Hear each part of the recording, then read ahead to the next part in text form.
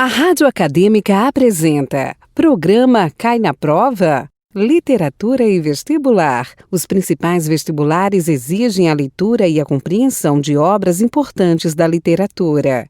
Por isso, vamos te ajudar analisando as características dos principais livros. Mas atenção, a leitura das obras é indispensável. Apresentação: Professora Natália Helena Wickmann.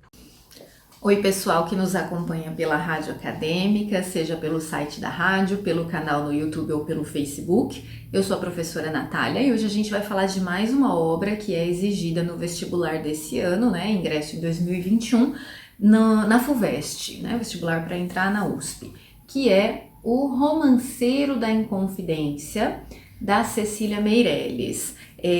Provavelmente, né, você já ouviu falar da Cecília Meirelles. Ela é uma poeta de renome na nossa literatura, ela é uma poeta bastante conhecida por uma poesia que muitas vezes nos é apresentada quando estamos lá no ensino fundamental ainda, né? Não que ela seja uma poeta menor ou que escreva versos infantis, mas ela tem muitos poemas que costumam ser apresentados para nós, né, naquele momento. E isso é importante de pensar, né, porque faz um contraponto muito grande com o que a gente tem aqui no Romanceiro. A Cecília Meirelles, ela é uma poeta que está localizada no nosso modernismo, mas não é aquele modernismo raiz, né, lá da semana de 22. Ela publica o Romanceiro da Inconfidência em 1953, então ela é uma poeta que já está algumas gerações, né, à frente das primeiras manifestações modernistas na literatura.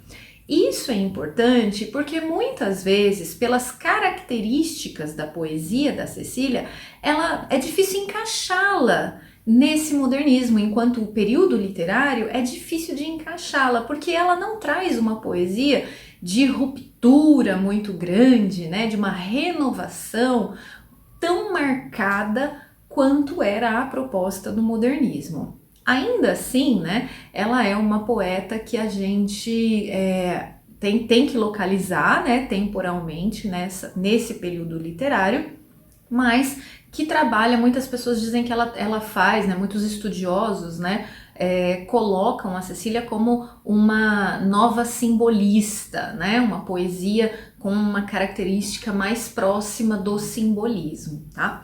O que também não vai acontecer aqui no Romanceiro. Então, o Romanceiro da Inconfidência se destaca na obra dela porque, primeiro, ele vai partir de uma questão histórica, que é a Inconfidência Mineira, que é esse fato real, né, histórico da nossa história mesmo, né, enquanto país, mas ela faz isso de uma forma poética.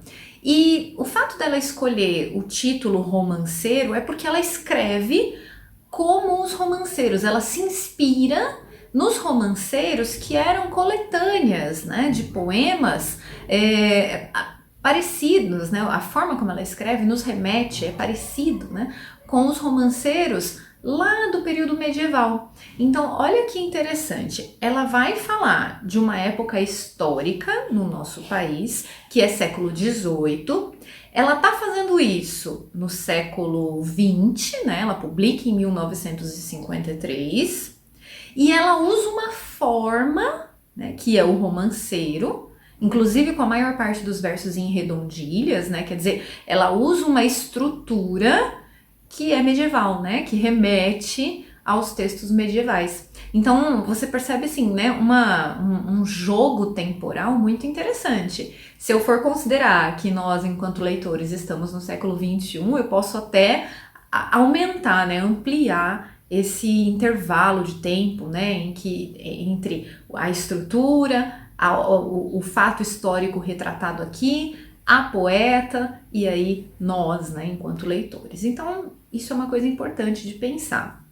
E veja que, ao escolher uma estrutura tradicional, ela meio que rompe com os próprios lemas, né, os princípios aí dos modernistas, né, de certa forma ela também rompe com isso, né, então perceba que é uma obra que se destaca bastante, inclusive é uma obra que para muitos estudiosos colocou a Cecília, ou deu ainda maior renome, né, consagrou essa poeta como uma das maiores vozes da poesia da literatura brasileira, ou até mesmo da literatura de língua portuguesa, então é extremamente relevante, tá?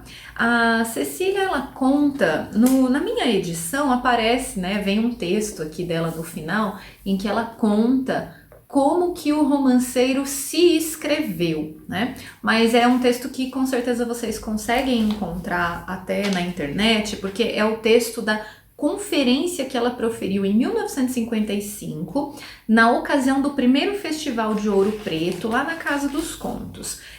A gente sabe, né, que a Inconfidência Mineira, ela tem o cenário dela, né, é a Vila Rica, né, a antiga Vila Rica, que hoje a gente chama de Ouro Preto. Então, essa conferência, né, proferida ali, é um momento em que ela explica, né, como que esse romanceiro foi criado. E nessa conferência ela diz que o romanceiro começou, a ideia do romanceiro surgiu, na verdade, quando ela faz uma visita a Ouro Preto para conhecer, né, para visitar mesmo, né, os lugares históricos, enfim, os pontos turísticos. E andando pela cidade, ela começou a sentir a necessidade de escrever aquela história, mas uma necessidade que quem estava colocando nela, né, quem estava despertando essa vontade, essa necessidade de registrar a história daquele lugar, eram os fantasmas do lugar. Então ela conta que conforme ela andava, né, ela escutava as vozes das pessoas que estavam envolvidas ali na Inconfidência, né, de pessoas que viveram, de poetas anteriores a ela. Nós vamos mencionar alguns que aparecem aqui, que são muito importantes para o momento histórico, né, e ela começa a ouvir até as pedras, né, falando com ela e gritando, clamando para que aquela história seja recontada, né?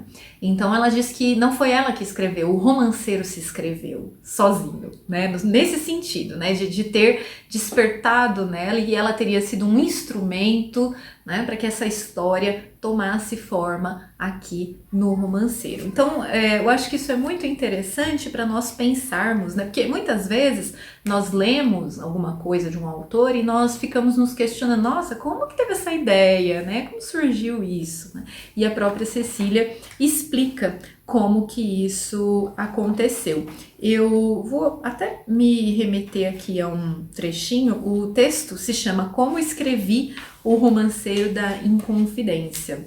Eu vou me apoiar aqui em alguns trechinhos que ela escreve, só para vocês terem uma noção, né? Olha o que ela diz, né? E para que no fim da partida, como em todas as parábolas, neste diálogo do céu com a terra, fossem obscurecidas para sempre as glórias efêmeras e para toda a eternidade exaltados e glorificados os que padeceram opressão e martírio. Neste trechinho ela está dizendo qual é o propósito do romanceiro, que é um propósito que surgiu aí, né, desse clamor, né, do próprio lugar, do próprio cenário.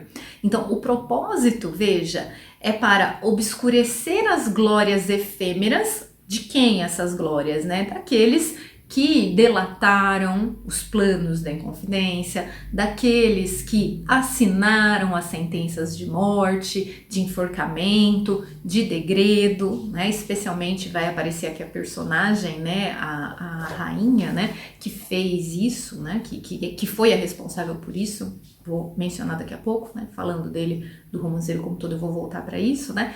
E ao mesmo tempo exaltar e glorificar os que padeceram opressão e martírio, né? Então aquelas figuras, né, que foram oprimidas, martirizadas, enforcadas, degredadas, enfim, considerados aí os traidores, né? São exaltados aqui, né? E esse vai ficar, e o romanceiro vai ficar como um registro disso, né?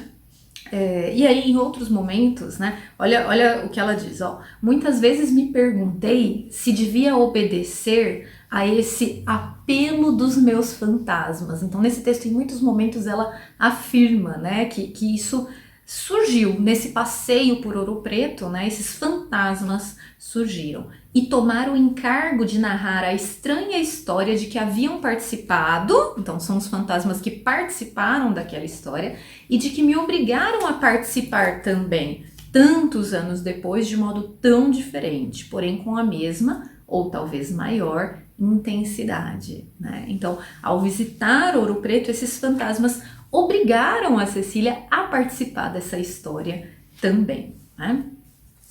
Depois ela fala como ela decidiu, né, por esse registro histórico. Veja,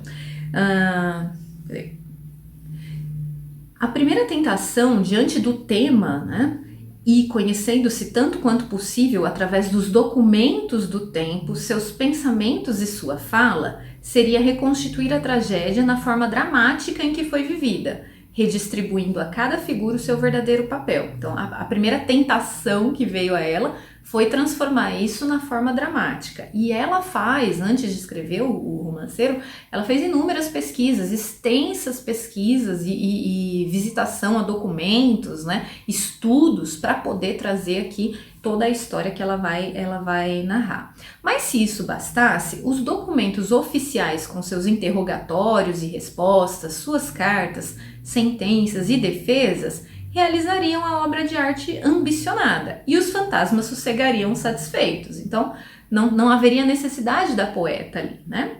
Nesse ponto, descobrem-se as distâncias que separam o registro histórico da invenção poética. Guarda isso. Registro histórico com invenção poética. O primeiro, registro histórico, fixa determinadas verdades que servem à explicação dos fatos. A segunda, a invenção poética, né? Porém, anima essas verdades de uma força emocional que não apenas comunica fatos, mas obriga o leitor a participar intensamente deles, arrastado no seu mecanismo de símbolos com as mais inesperadas repercussões. Olha isso como é interessante pensar na hora que você for ler ou reler ou, né, estudar o Romanceiro. Veja, é história, é registro histórico, então eu vou encontrar aqui personagens que existiram, né, uma história de fato, oficializada nos documentos, mas essa história ela é recontada com poesia, invenção poética, criatividade poética. Isso é importante porque, nas palavras dela, é o que dá força emocional, não apenas para te contar os fatos, mas para te envolver. Onde está essa força emocional? Por exemplo, a gente vai ter aqui a figura do Tiradentes, que é a figura central do Romanceiro, por ser a figura central, né, que ficou aí conhecida como mártir da Inconfidência, né, por ser a figura central dessa história. Só que, por exemplo, na hora de contar sobre o enforcamento dele, nós vamos ter uma cena que é o caminho dele até a forca. E nesse momento, ou até mesmo antes, né, a cena dele preso 24 horas antes ali, os pensamentos dele. Então, desse momento em que ele foi preso até o enforcamento, nós vamos entrar em contato com os pensamentos desse personagem. Tem como a Cecília ter tido acesso a isso? Não. Aqui entra a criatividade poética, né? Então, o lírico que nos fala, ele está nos contando os pensamentos desta pessoa prestes a ser enforcada com base na criatividade poética. E aí isso emociona, né? Isso faz com que nós entremos aí no âmbito não mais da história, mas do sentimento, da emoção, né, do envolvimento com essa história. Então, olha como é interessante pensar na leitura do Romanceiro ao lado da leitura do livro de história, né? Então, ao mesmo tempo que você está estudando a história do Brasil, fazer a leitura desse Romanceiro vai te dar uma outra visão, né? Ou não digo uma outra no sentido de completamente diferente, né? Mas vai te oferecer uma outra forma de olhar para essa história, tá?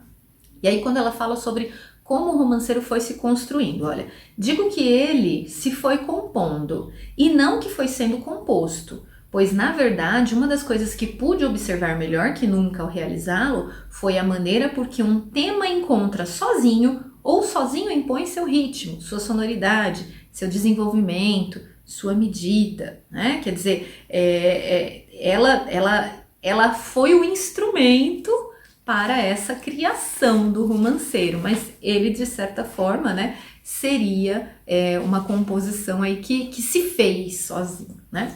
O romanceiro, quer dizer, a escolha dessa estrutura, né, teria a vantagem de ser narrativo e lírico. Então veja, quando você abre o romanceiro, você vai encontrar como se fossem os capítulos, né? A divisão dele é em romances. Então vai estar lá, romance primeiro, romance segundo. Só que você tem que olhar para essa palavra e não associar com a ideia de, sabe, a ideia cotidiana de romance, né? Que é relação amorosa. Não é isso, tá? Aqui é romance no sentido de narrativa. Então eu vou ter a contação da história com personagens, tempo, espaço, fatos, conflitos, tá? Isso é a ideia do romance aqui, mas no formato lírico, no formato poético. Olha como ela junta as coisas aqui, gente, que coisa fantástica, né? E ela continua, ó. Teria a vantagem de ser narrativo e lírico, de entremear a possível linguagem da época à dos nossos dias, então, né, essa mistura aí de tempos, de não podendo reconstituir inteiramente as cenas, também as não deformar, né? Quer dizer, não dá para reconstituir tudo, mas também não deforma. Preservar aquela autenticidade que ajusta à verdade histórica o ralo das tradições e da lenda, né? Então aqui, né, a ideia do romanceiro como uma forma poética que vai propiciar então esse encontro de história e emocionalismo, né? Emocionalismo num sentido positivo, né? Não de excesso de emoções, mas no sentido de envolvimento emocional com essa história. E por aí ela vai, né, explicando mais algumas coisas sobre o romanceiro. E olha o que ela diz: o romanceiro não julga, ele é apenas um convite à reflexão. Então ela vai apresentar esses fatos e ela vai te dar o espaço, né, para você refletir sobre, né, essa situação toda. E aí, de novo, eu acho que fica o convite, né, para nós lermos o romanceiro, mas junto com as aulas de história, né, pensando aí na disciplina de história, até porque esse é um caminho, né, de perguntas que podem aparecer no vestibular, então questões que sejam interdisciplinares podem surgir, né, e aí é importante você retomar, né, essa questão histórica, né, conhecer os fatos que envolviam o contexto histórico do Brasil na época, né, da Vila Velha, do ouro, a gente vai falar disso também um pouquinho, e aí tentar, né, estabelecer esse diálogo. Outra coisa importante que eu preciso mencionar é que, de novo, olha, isso não tem como dizer que é o acaso, tá? Mas, de novo,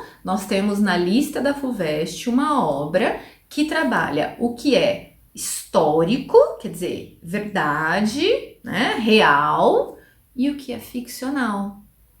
Vocês estão lembrados que isso aconteceu, por exemplo, no romance Nove Noites, em que eu tinha um personagem real que viveu aqui no Brasil, né? Mas que estava ficcionalizado. Todo o fio da história, toda a narrativa era ficcionalizada. Então isso aconteceu, né? Mesmo se eu olhar para a relíquia do Eça de Queiroz, né? Eu tenho ali coisas que estão, eu acho que é difícil até falar em real, porque nós estamos falando de um texto bíblico, mas perceba que é o evangelho, né, a história de Jesus, ela faz parte da nossa tradição, então meio que vamos considerar isso como um texto real, vamos dizer assim, né, embora possamos questionar isso, mas é esse o paralelo que eu quero dizer. O autor, ele se apropriou de algo que é cultural, tido como verdade por muitas culturas, e ficcionaliza, né? Percebe que isso é algo assim recorrente nessas obras, né? O Mayombe também aconteceu isso, né? Eu tenho uma história real, a questão da guerrilha, da independência, né? Eu tenho até um autor que viveu aquilo, né? Mas está ficcionalizado na narrativa Mayombe.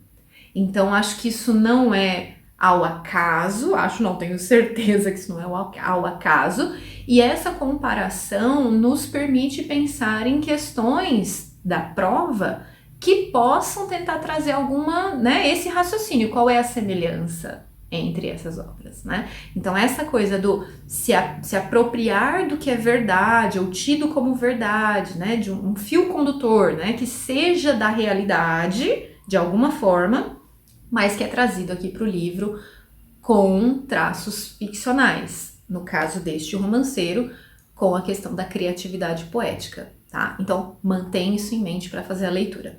Eu vou parar por aqui e na semana que vem a gente continua falando sobre o romanceiro. Muito obrigada!